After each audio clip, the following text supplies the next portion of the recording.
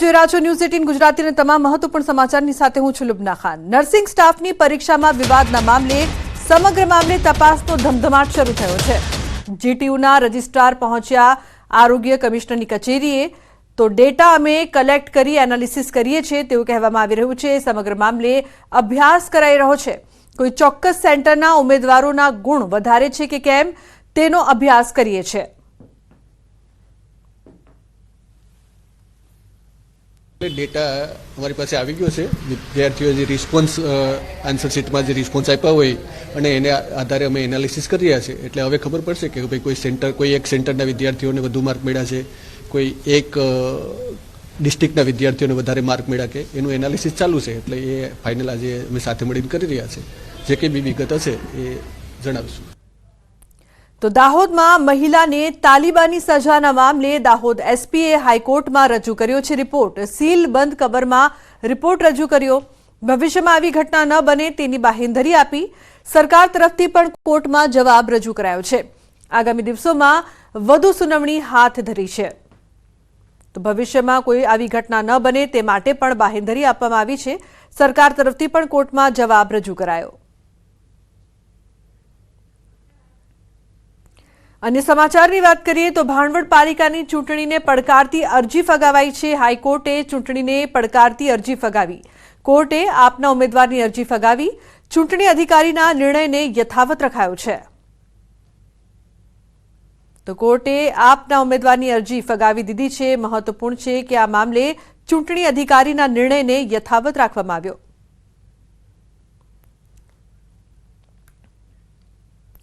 અને મહત્વપૂર્ણ સમાચાર અમદાવાદથી 15 બાંગ્લાદેશીઓની ધરપકડ। સગીરાઓની તસ્કરી કરનાર શખ્સોની કરી હતી ધરપકડ। ખોટા દસ્તાવેજ બનાવવાના રેકેટનો પણ ખુલાસો। 50 બાંગ્લાદેશી લોકોની અટકાયત। તો 50 પૈકી 15 લોકોનો દેશ નિકાલ કરાયો છે। અન્ય લોકોની કાયદાકીય પ્રક્રિયા ચાલુ છે। તો બાંગ્લાદેશીઓની રિપોર્ટ કરવાની કામગીરી યથાવત છે। ધરપકડ કરાયેલ મહિલાઓ પણ તેમાં સામેલ 50 જેટલા બાંગ્લાદેશીઓમાંથી 15 લોકોનો દેશ નિકાલ કરાયો છે।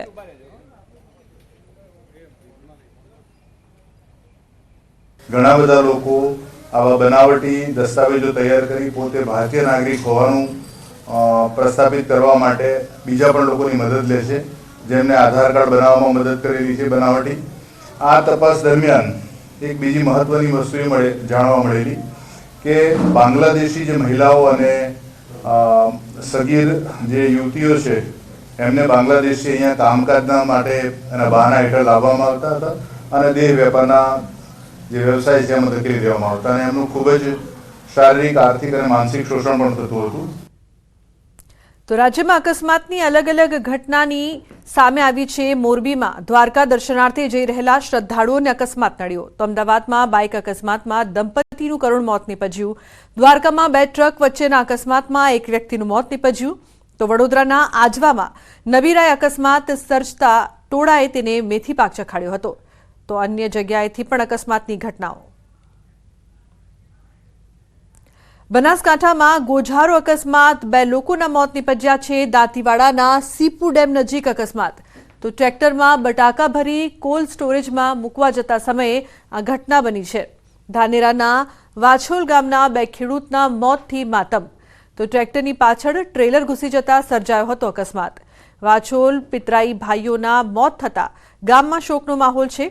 સમગ્ર મામલે ડીસા રૂરલ પોલીસ ઘટના સ્થળે પહોંચી લાશને પીએમ અર્થે ખસેડી। તો બનાસકાંઠાના ધાનેરામાં આરોગ્ય કેન્દ્રમાં મોટી દુર્ઘટના ટળી છે। વાછોલ ગામમાં આવેલા પેટા આરોગ્ય કેન્દ્રની છતમાંથી પોપડા પડ્યા। વહેલી સવારે આરોગ્ય કેન્દ્રની છત પરથી પોપડા પડતા નીચે મૂકેલા ટેબલ ફર્નિચરને નુકસાન પહોંચ્યું। સવારે જ્યારે ઘટના બની ત્યારે કોઈ અંદર ન હોવાથી મોટી દુર્ઘટના ટળી હતી। 4000ની વસ્તી ધરાવતા વાછોલ ગામમાં આરોગ્ય કેન્દ્રનો અભાવ છે।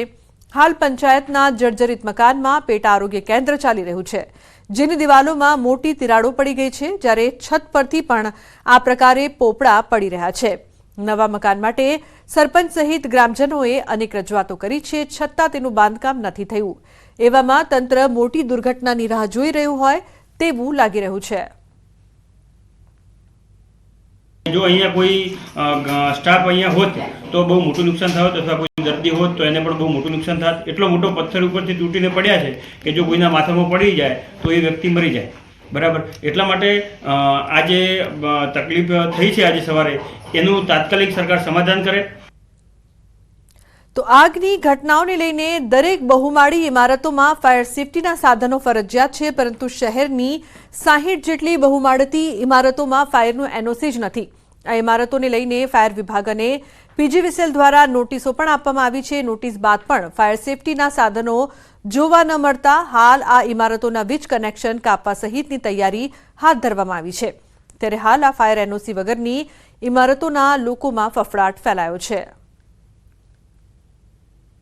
અનુસંધાને અમારી જે કમલાબાગ કીર્તિ મંદિર અને ઉદ્યોગનગરની જે સબ ડિવિઝન કચેરીઓ છે એના દ્વારા તમામ બિલ્ડિંગને નોટિસો ઓલરેડી આપી દેવામાં આવેલ છે અને આગામી દિવસોમાં ટૂંક જ સમયમાં હવે કનેક્શનો કાપવાની શરૂઆત કરી દેવામાં આવશે. 2021નું સર્વે કરેલું લિસ્ટ છે અને હાઈકોર્ટનું લિસ્ટ છે. એ મુજબ 109 બિલ્ડિંગો એવી હતી કે જે ફાયર સેફટીને રિલેટેડ કામગીરી પેન્ડિંગ હતી. તો એમાંથી એલિમિનેટ કરતાં બધાએ લેતા 60 જેવી હવે બાકી છે કે જેને એક્શન લેવાનું બાકી છે. તો સુરતમાં સિલિન્ડર બ્લાસ્ટની ઘટના સીસીટીવીમાં કેદ થઈ છે. સચિન જીઆઈડીસી વિસ્તારમાં બાટલો ફાટ્યો. ગેસનો બાટલો ફાટતા એક યુવતીનું મોત. ગભેણી ગામના રામેશ્વરમ સોસાયટીમાં બની છે ઘટનાને પગલે સમગ્ર વિસ્તારમાં અફરાતફરીનો માહોલ સર્જાયો છે. હચમચાવી દે તેવા સીસીટીવી સામે આવ્યા છે. પોલીસ અને ફાયર ઘટના સ્થળે પહોંચીને તપાસ શરૂ કરી છે. તો સિલિન્ડર બ્લાસ્ટની આ સમગ્ર ઘટનાના સીસીટીવી ફૂટેજ સામે આવ્યા છે, જેમાં જોઈ શકાય છે કઈ રીતે બાટલો ફાટે છે અને જે પ્રકારથી દ્રશ્યો સામે આવી રહ્યા છે. અફરાતફરીનો માહોલ જોવા મળ્યો હતો. ગેસનો બાટલો ફાટતા એક યુવતીનું પણ મોત નીપજ્યું હોવાના અહેવાલ પ્રાપ્ત થઈ રહ્યા છે. ગભેણી ગામના રામેશ્વરમ સોસાયટીમાં આ સમગ્ર ઘટના બનવા પામી. સિલિન્ડર બ્લાસ્ટની આ ઘટના સીસીટીવીમાં કેદ પણ થઈ છે. કીર્તેશ જોડાયા છે વધુ માહિતી આપવા માટે. કીર્તેશ, શું છે સમગ્ર ઘટના? આપની પાસે શું અપડેટ્સ? બિલકુલ, સુરત સચિન જીઆઈડીસી વિસ્તારમાં ગભેણી ગામ નજીક રામેશ્વર સોસાયટીની એક દુકાનમાં સિલિન્ડર બ્લાસ્ટ થયો હતો. જોકે જોતામાં સિલિન્ડર બ્લાસ્ટ થતા ત્યાં પહોંચેલી એક મહિલાનું ઘટના સ્થળે કરુણ મોત થઈ ગયું છે. કહી શકાય કે ઝડપથી તેનું માથું છૂટું પડી જવા પામ્યું હતું. ખાસ કરીને મહિલા ચાલેવા ગઈ હતી અને અકસ્માતમાં તેનું મોત થયું છે. સમગ્ર ઘટના સીસીટીવીમાં કેદ થઈ છે. ખાસ કરીને ઘટનાની જાણ થતાં સચિન જીઆઈડીસી પોલીસે આ મામલે ગુનો દાખલ કરી તપાસ શરૂ કરી છે. જી બિલકુલ કીર્તેશ, આભાર સમગ્ર માહિતી બદલ.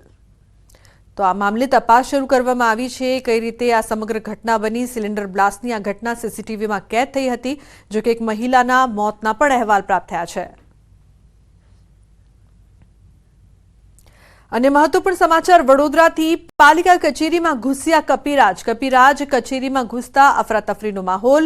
કપિરાજના આતંકથી કર્મચારીઓમાં ભયનો માહોલ છે. કપિરાજનું કચેરીમાંથી રેસ્ક્યુ કરવામાં આવ્યું. તો કપિરાજનું કચેરીમાંથી રેસ્ક્યુ કરવામાં આવ્યું છે. વડોદરામાં કપિરાજનો આતંક જોવા મળી રહ્યો છે. પાલિકા કચેરીમાં ઘૂસ્યા કપિરાજ, જેના કારણે લોકોને પણ હાલાકીનો સામનો કરવો પડી રહ્યો છે. અને મહત્વપૂર્ણ સમાચાર અમરેલીથી. અમરેલીના ધારીના ભાડેર ગામના પેટ્રોલ પંપ પર દીપડો ઘૂસ્યો. શિકારની શોધમાં દીપડો પેટ્રોલ પંપ સુધી ચડી આવ્યો. સુમસામ વાતાવરણ વચ્ચે દીપડાની લટાર. રાત્રિના સમયે દીપડો આવતા સીસીટીવી કેમેરામાં કેદ. પંપમાં કામ કરતા સ્થાનિક લોકોમાં ફફડાટ ફેલાયો છે. વન્ય પ્રાણીની ખુલ્લી વિસ્તારમાં અવરજવર વધી છે. તો સુમસામ વાતાવરણ વચ્ચે દીપડાની લટાર જોવા મળી રહી છે. લોકોમાં ભયનો માહોલ. ડાંગના આહવામાં કૂવામાં પડી ગયેલા દીપડા